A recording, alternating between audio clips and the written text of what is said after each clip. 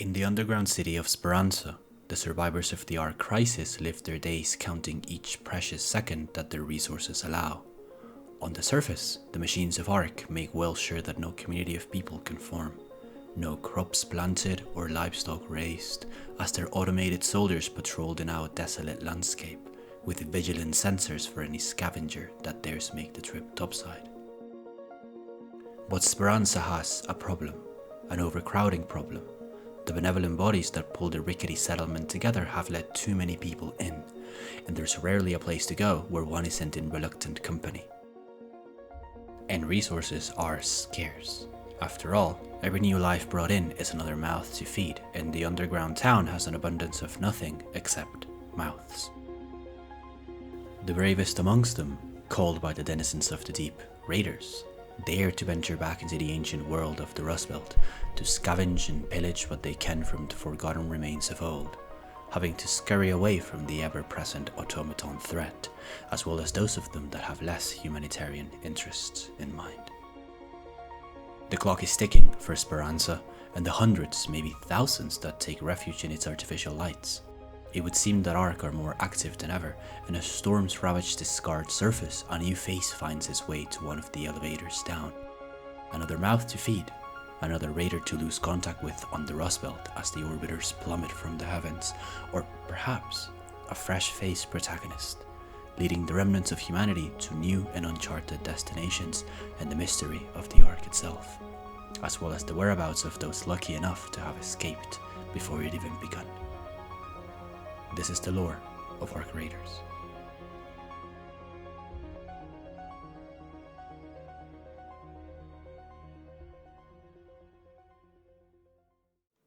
To understand the state of the Rust Belt as it stands when we begin playing the game, we must first establish a tentative timeline of events. After all, Speranza appears to be a new name in comparison to the ruins of the old world, squatting under the surface of a ruined city called Toledo. We don't get to see the city of Toledo, except perhaps a street of it in what is the Raider practice range. It is only mentioned, as far as I could find, on the map selection screen. Let's have a look at this.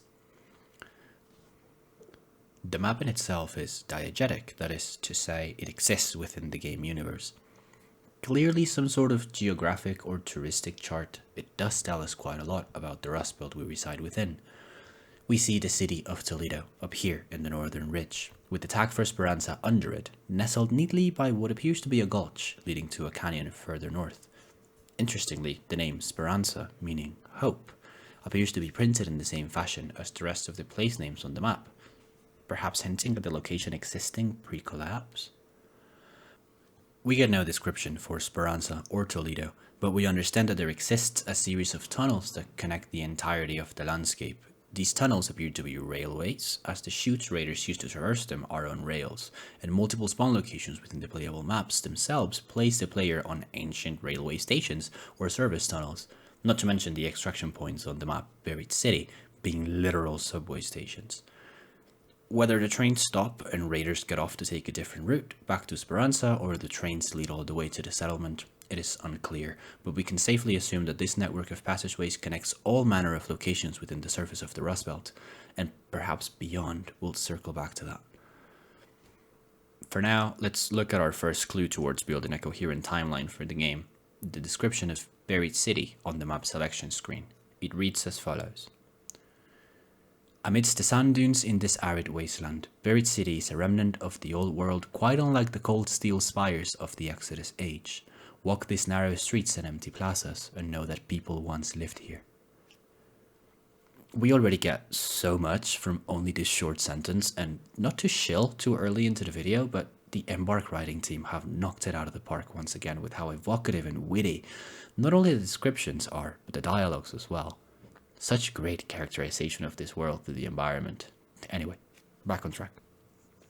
Immediately, we get a very, very important mention of what appears to be two distinct ages past in the Earth of Ark Raiders, the Old World and the Exodus Age.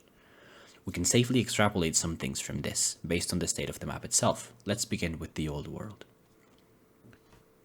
Seemingly, the game is set on Earth, like our Earth here in the hellscape we call real life, I would wager geographically somewhere equivalent to the Iberic or Italian coasts in southwestern Europe, as the naming conventions all over the world map and locations uses very Italian spelling and nomenclature.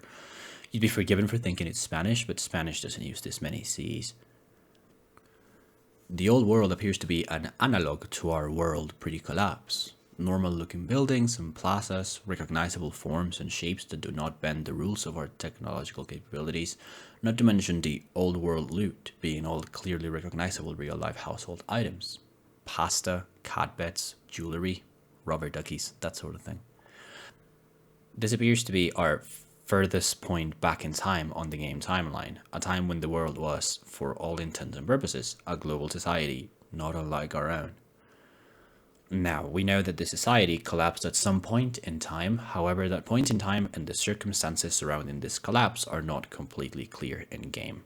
You'd be forgiven for thinking that it was the Ark that caused it, but the delimitation of our next era seems to put that theory to the test.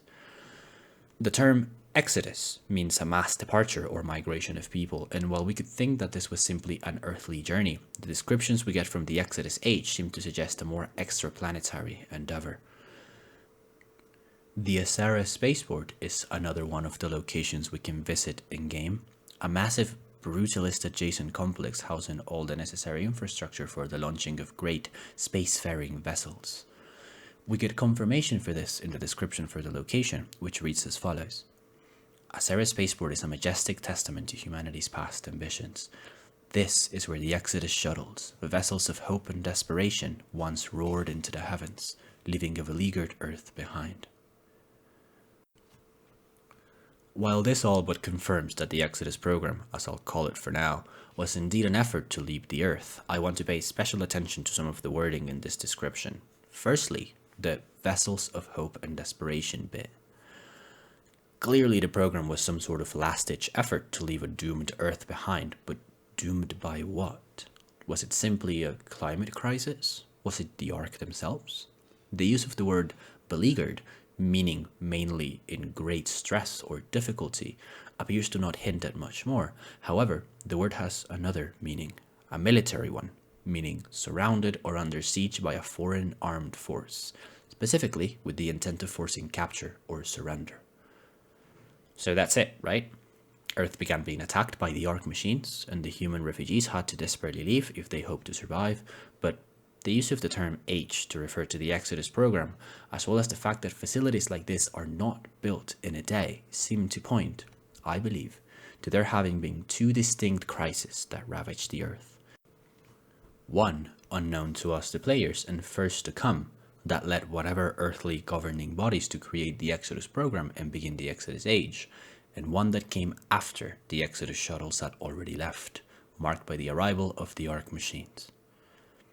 However, this could have happened the other way around too, as in the description for Rivet City we get a contrast between the structures of the old world and the cold steel spires of the Exodus age, giving us further proof that there was a historic and technological difference between these two time periods, and the technology of the Exodus program having sometimes striking resemblance to that of the Ark itself.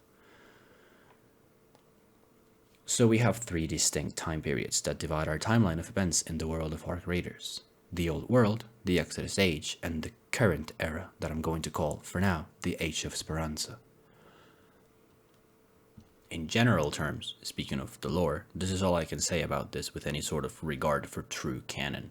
As the lore stands right now, the game is not out yet, and all the canonical information we have is pretty tiny or extrapolated from environmental storytelling.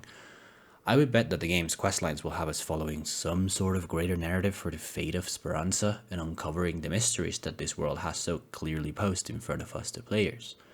There is clearly a conflict of overcrowding and a rise of civil unrest within the underground city that the game has so far tried to make apparent, so I would assume that the narrative will probably be about that. I really can't wait to dig my teeth into what seems to be a world with a history ripe for discovery, but this wouldn't be a lore video if we didn't take some time to explore some wild speculation. Firstly, I want to talk about the Ark itself.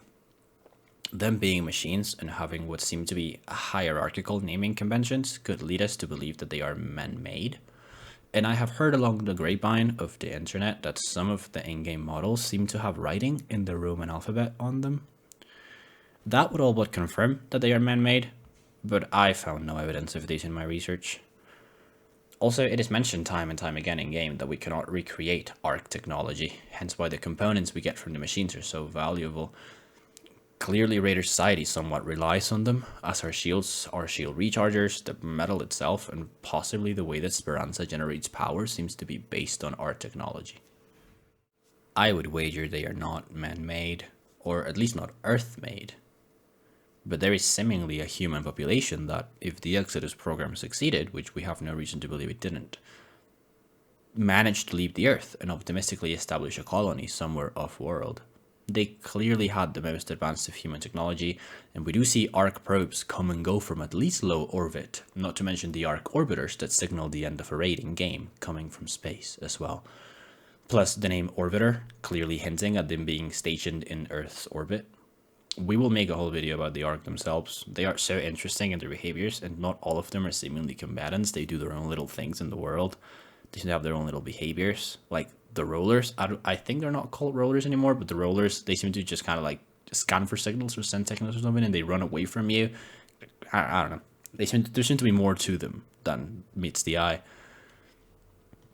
If there are humans somewhere else out there in the heavens, it is safe to assume that they would be the wealthiest of the bunch that managed to leave, which leads us to our second topic of speculation, and a community favorite so far. Embark Studios' other game, the free-to-play FPS The Finals, which is fucking great by the way, you should play it, being set in the same universe as Ark Raiders. In The Finals, you play as a contestant in a game show tournament called The Finals, competing for thousands of dollars or coins in cash. This entire show takes place in a simulated virtual environment for the viewing pleasure of what seems to be thousands of adoring fans. The events are sponsored by highly technologically advanced and clearly ultra-wealthy corporations and sponsors, and the whole vibe of the game seems to relish in hyper-capitalism and the pursuit of wealth and fame. The theory that fans pose is that this virtual environment is that human colony that left the Earth on the Exodus ships, opting to connect the broader population to a simulated reality, while the ultra-rich use the Ark machines to clear the rest of the survivors on Earth, siphoning the resources from the planet, see the Harvester event in Raid, which seems to send capsules with a something up into space, and perhaps even preparing the planet for an eventual return. We have no confirmation of this, but there are corporations and factions in the finals that hint at this being the same reality, especially the CNS Resistance faction, which appears to share some aesthetic similarities to the Raider faction in Ark Raiders. Plus, the two games having relatively similar general aesthetics, but that could just be a consequence of them being made, by the same people. I don't completely subscribe to this theory, as I don't see why the Ultra Elite would need to rid the Earth of survivors, let alone siphon its resources, just to come back later and re-establish society. My big theory is that the Ark was probably man-made, but it's malfunctioned and been long abandoned, yet they still follow their ancient directives, whatever they may be. Or maybe a rogue AI or something. I really have no basis for any of this, literally just vibes.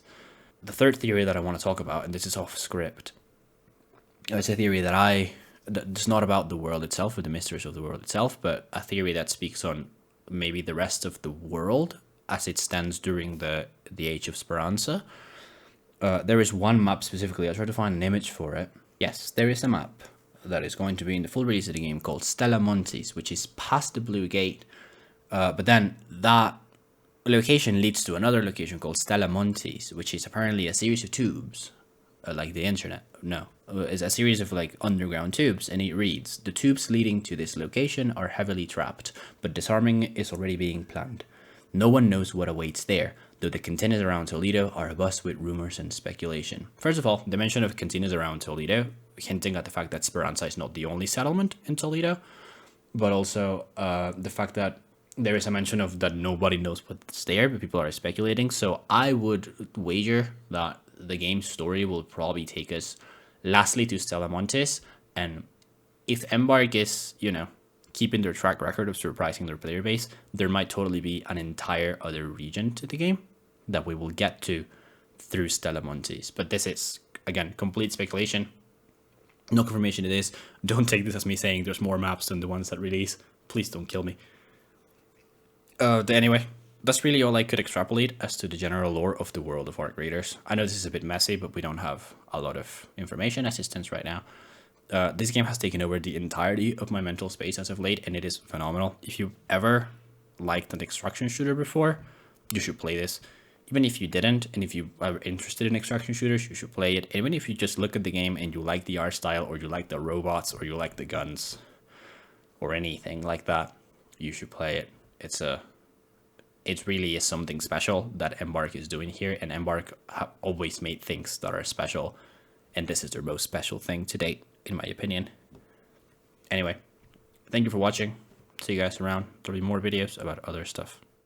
Don't let the door hit you, or the good Lord split you, and I'll see you around.